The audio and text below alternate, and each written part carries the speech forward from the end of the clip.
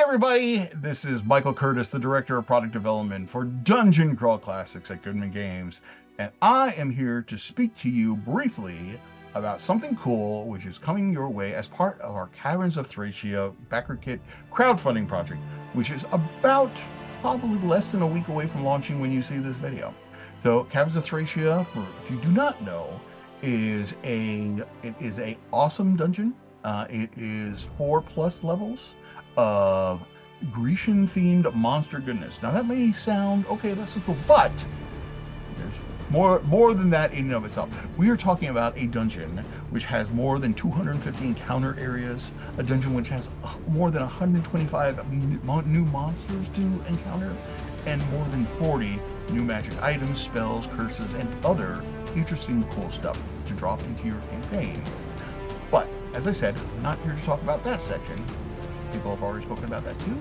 I am here to talk about something which is going to be included as part of the crowdfunding campaign, and that is a little book called Monsters and Magic of Thracia, which is, if you followed our Dark Tower crowdfunding project, you may already know about this. You may have seen the Monsters and Magic of Dark Tower. What this is a source book which draws inspiration from the original adventure, in this case, Caverns of Thracia, and is a source book which contains, as it says on the tin, monsters and magic, suitable either for your DCC or your 5e campaign. So the Monsters and Magic of Thracia will contain 24 new monsters, which are not part of that number I quoted before. These are going to be all new monsters which have that same kind of inspiration, that Grecian theme. We're talking about monsters like the Argosian, which is a 100-eyed giant. Can you imagine the difficulty of trying to blind them or put them to sleep? They're going to be a little difficult to deal with. We have the Assassin, which is basically a murderous pool of living quicksand.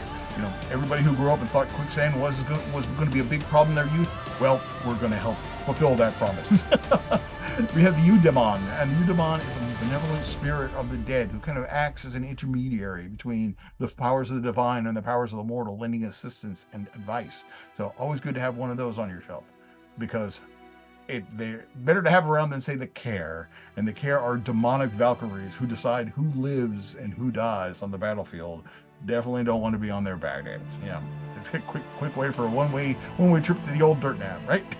And then what with a Grecian theme be without something inspired by the work of Ray Harryhausen? And of course, I'm talking about the Spartai. And the Spartai are undead warriors which are called into existence through dragon teeth.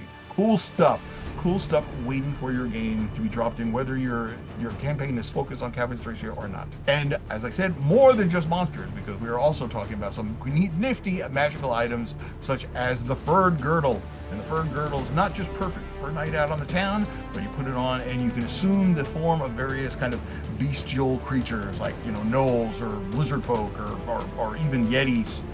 That's a great way to break up a party. Just go into the closet and come out in a yeti. Just break things up. Good stuff there. We have lion hide on, which it allows you to leap like a great cat, and you can have a heightened sense of smell. You can track things by smell, and makes you immune to some damage, but it comes at a cost. So beware. Just don't go putting on random armor you find in the dungeon. You make sure it's safe first.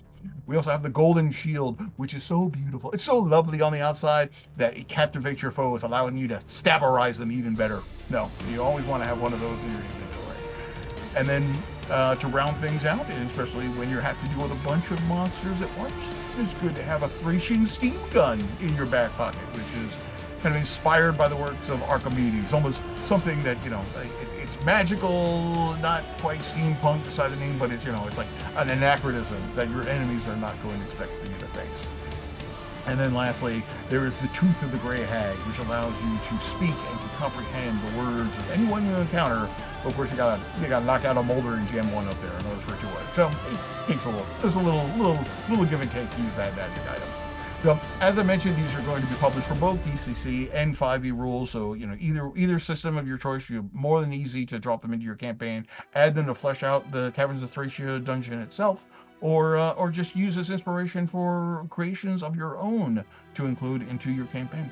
So we are all very excited about Caverns of Thracia. Less than a week when you're probably watching this video. So if you have not followed us by now, please, we'll stick a link in there somewhere that tells you where to go. Click on that, sign up, and you'll get a happy little email that as soon as Caverns of Thracia returns, goes live. So we're looking forward to. Hope we can count on your hard-earned cash because it's going to be an awesome project. So be good. Stay well, and don't let the Minotaur, kick you on the way out. And we'll see you in about a week or so. Thanks. I'm out. Bye.